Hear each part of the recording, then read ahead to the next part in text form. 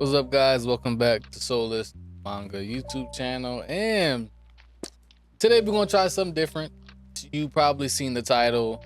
I am gonna talk about 5 things that I feel like I learned and am currently learning about, making your own manga, especially independently, right?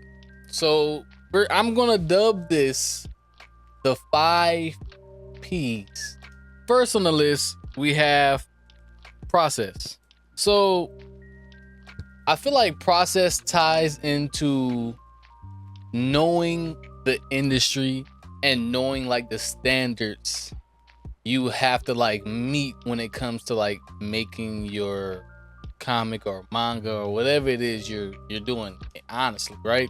So like literally, for example, Angel and I were talking and we was like, we wish we had a process, like a for sure way of like how the great mangaka, did or does manga. But there's like so many ways you can do a comic, right? So many people have different processes and different ways of doing things, right? I kind of roughly went over a like process that Angel and I have. Basically, I know the story. I brainstorm the in-betweens and like how I'm getting to each point of the story, and then I write it down, take some things away, maybe change some things along the way, kind of give it to a few people to like proofread it or like, basically see if they like it. Then basically after that, give it to Angel in storyboard format. So I would like storyboard it and she'd be like, I'm gonna mix this up, change this a little bit, but still keep your ideals there. And then like it kind of looks sometimes way different from what I do. And then she goes in, inks the page, do the shading and whatnot, right? So that's pretty much our process. Then I'm kind of like trying to do like a measuring system to where like, okay, so if there's like a heavy fight chapter, I'm going to keep the page numbers that I write out to like 10 max, but that sweet spot I want to hit is like 8 pages, because I feel like 8 pages is enough for you to storyboard that into 20 pages, and therefore you're giving room for the story to like breathe, and you're not like just kind of compacting everything, trying to like rush, and it's messing up the pace for certain spots. Yeah, we're still trying to kind of like figure out like a sort of process and like kind of perfect it to where like we know for sure, and we don't have to like backtrack, change things, do something different and whatnot.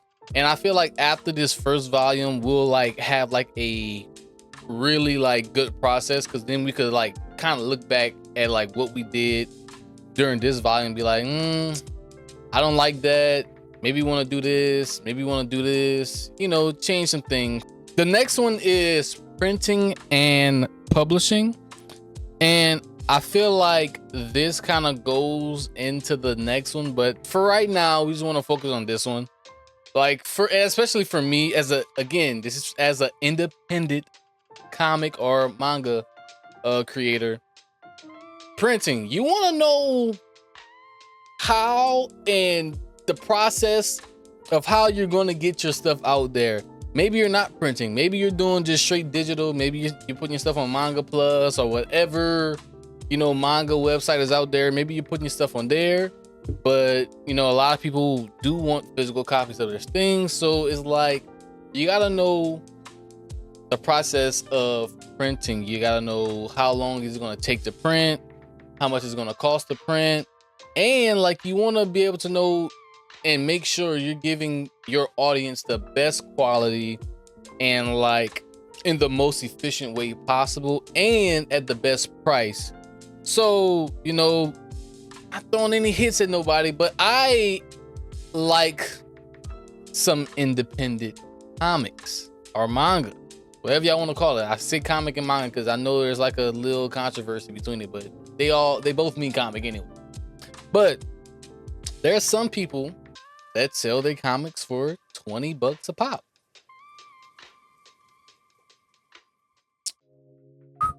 $20. Let me tell you what I can do with $20 instead of buying their manga.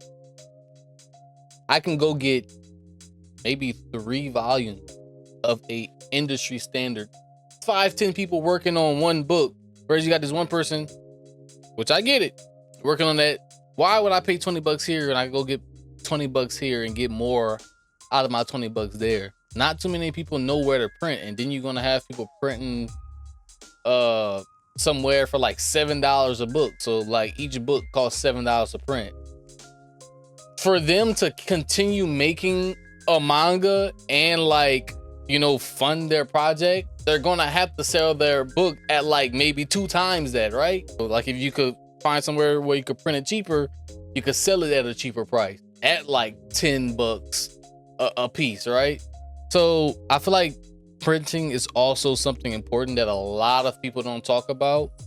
And like, I feel like a lot of people wait last minute to like really look at that. But I feel like it's something you should definitely plan ahead of and like scout out and like do research on, especially while in the process. Just so like whenever you do get to it, you can narrow down like the best candidates of where you're gonna like print your book at. This next one is a fun one. Promoting for me is kind of like a hit or miss because I'll do some promoting, but then it's like, I don't want to be all in the camera and whatnot. I'd like just focus on the manga, right? But promoting is definitely something important, especially as an independent creator, because you don't have anybody funding or putting money to like promote your stuff. So you gotta do a little bit more work than everybody, right? Even the other indie creators in your space, you have to be doing it just as much as them, or, you know, higher quality, whatever you can do to like promote your stuff, do it. Like, do it. Because as an independent creator, you don't have the luxury of somebody getting your stuff in stores, somebody just, you know, randomly like, oh, this is by Kodasha. I don't know how to say it. Viz. Oh my gosh, I'm gonna check it out. You don't have that luxury. Your stuff is not posted on somebody's website. Your stuff is not just on, you know, wherever somebody eyes can see it. You have to get out there and promote it yourself. For me, I've been using TikTok. TikTok has been more of a, I guess, success for me. TikTok just gets it out in front of a lot more people, and I feel like that right now is the main thing. And I want to do YouTube. I want to really build a community here. I want to start doing some streams where like I'm storyboarding to send them to Angel and whatnot, talking to guys or girls about whatever they want to know about the book, whatever like concepts I got down. Matter of fact, I just finished completing like volume 2, so like we're already like 2 volumes ahead with the story. We already know how the story is gonna end, but like talking about all the ins and outs and everything, all the dialogue and everything, getting the character fleshed out and stuff. My main thing is getting an anime. Yes, getting an anime is my main goal, but that's not gonna happen at all unless you guys, the people, enjoy this enough and like, you know, buy it and whatever the case may be. Y'all talk about it. Literally, that's why I want to build a community around this, because I feel like if we do build a community around this, we could get a lot of good theories in about the story and where it's gonna go, all that good stuff. Talk about characters and the relationships between characters. I feel like we could really do something with the community and the story here, but I digress. That's promoting, guys. Let me move on before I start yapping too much, because I be yapping, guys. I be yapping. So for the 4th P, I want to put this as people. And whenever you're creating an independent comic, you want to have people. So in my situation, I'm the writer, creator. and Angel does the art and stuff, right? So in my situation, I need people. I need Angel, right?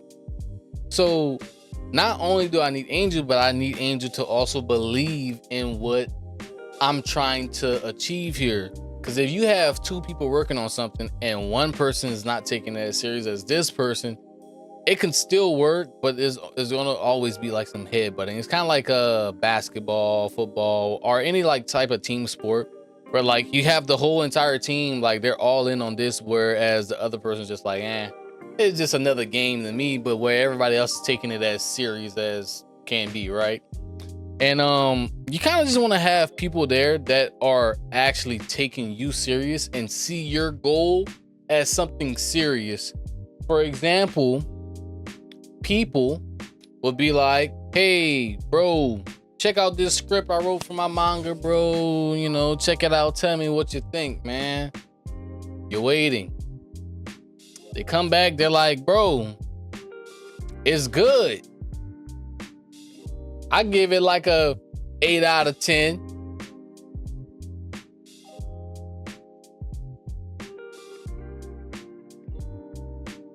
Bro, that doesn't help me at all, bro. It doesn't help me at all. I need to know why it's an 8 out of 10. What made you deduct 2 points from it being a 10? I need to know all this stuff. I need to know, how can I make it a 10? I need to know what I did to not make it a 10. I need to know what made it an 8. What made an 8, you know, what made it 8 worthy? You know, maybe I felt like it was ass and I just wanted some feedback. Maybe what made it an 8? They're not correcting you on your errors or mistakes or anything that's confusing them. You're gonna release something to the public where it's like, this shit ass. But my friend told me it was an 8 out of 10. He told me it was decent. He told me it was cool. He legit, like my best friend, we're like, he's non-biased. He's like, bro, like there's this one scene where Zara is also a Nephilim in my story. So she has the power to like teleport. And bro was just like, bro, this girl could teleport a lot. Or he was like, you never explained like her powers and whatnot. And then I told him, because I was writing my chapters, he was reading them like a week apart, right? So I was like, bro, you remember whenever they were walking towards that place, she was saying like she can't do certain things because the further she goes, the more it uses. So she sticks to like short burst teleportations. So she doesn't like, okay, I'm teleporting all the way 10 miles away, because that's gonna like damn near use all her vita, right? So she sticks to like, okay, I'm gonna teleport here, I'm gonna teleport there, I'm gonna teleport here, I'm gonna teleport there, I'm gonna teleport here. And like you're getting more out of it in a fight than if you was to like, okay, I'm gonna teleport way over there. All right, now I'm teleporting all the way back over here. Now I'm teleporting way back over there. And then when he read the next chapter, chapter 11, grade chapter 11, right?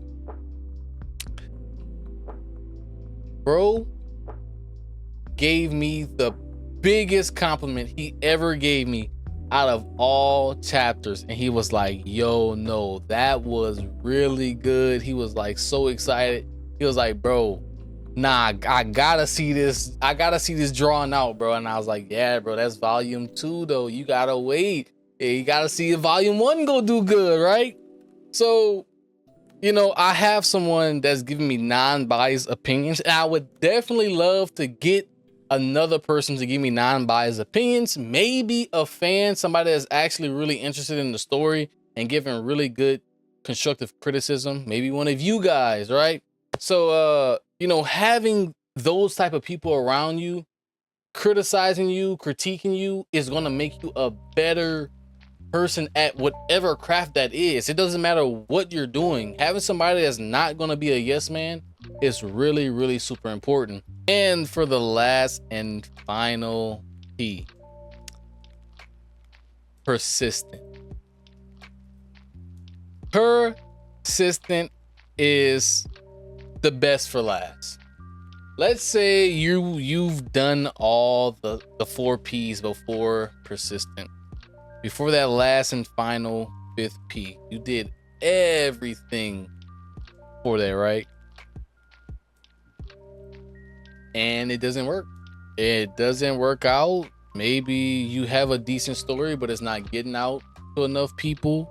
Maybe you've received some bad comments and you feel like, oh man, this is terrible, I'm not gonna do well. Maybe, you know, you receive some bad comments on the art. Oh man, my art sucks, so I gotta, you know, stop drawing. You know, any like type of, you know, setbacks, you know, maybe you got hardware issues going on, so now you gotta stop the project, save up, get another digital tablet, or your PC breaks, or family stuff happens. You gotta be persistent, especially as an independent creator. You gotta be persistent. You don't have anyone to fall back on, nobody to catch your slack, nobody to pick up where you left off. You have to be persistent. Bad comments, who cares? Some of our greatest manga have had like some of the harshest critique. Some of our favorite manga have been told they have plot holes, that the story is basic, and whatever the case may be, right? But they didn't give a damn. They're persistent. Perfect example, the creator for Attack on Titan. They said that boy art was trash. Look at him now. Arguably one of the best story written mangas and anime adaptations out there. Not everybody think it's the best. Some people say it has plot holes, you know, again. But majority of the people would argue that AOT is one of the best written stories out there. So you have to be persistent, because you're always going to be hit with some type of negativity, especially like for us, my MC is black. You know, the racist retards are going to make jokes. They're going to be like, I'm not, you know, I don't want no black MC, you know, whatever. Being a black creator, oh, it's a black indie manga. So automatically they start thinking your manga is about BLMs and black empowerment and whatnot. And I want to say this, like I said this before, but my story is not about being black. My MC is just black. Persistence is definitely something needed, especially when you're doing something in such a saturated like space and you want to really get out there and do something. But you have to be persistent. You have to keep it going. You have to keep on, even if somebody call your shit trash, even if somebody be like, man, that art is ass. What you do is take that constructive criticism and be better. That's all you gotta do, bruh. Take that constructive criticism and be better. That's all you gotta do. It sounds simple because it is simple. So yeah, man, I don't know what else to talk about. Plan on making some videos about like the world and like my idea of the world. You know what? I'm not gonna even say nothing. I can't even say that because that's gonna be spoiling it. But give y'all an idea of what's going on in the story. I do want to make a video about that. If y'all do want to know more like lore about certain characters and whatnot, let me know, because all the characters have like some type of backstory and lore for them, especially like all the side characters. Except for characters like Max's sister, because like we only see Max's sister like a few times. Like I wouldn't even really call her she's like a side character, but Max would be like a side character. Content would be like a side character. You know, those side characters, they have, you know, stories, whatnot. But if y'all have any ideas or any questions, let me know in the comment. It might be something I can make a legit full video about and, you know, expand upon. I also probably want to talk about my power system again, because I did some reworking with it, kinda introducing some new concepts, and I feel like it also makes the combat more tactical and more, I guess, versatile in a sense, because I guess what I had before, I had that idea, but it wasn't like thoroughly explained. Yeah, but I'm yapping again. That's it, guys. I'm gonna catch y'all on the next video, whenever that is. Y'all leave some comments. So y'all like the video. Liking the video helps me a lot. It helps me a lot. It lets the algorithm know, like, hey, other people, check out this upcoming project, right? So yeah, like the video. And bye.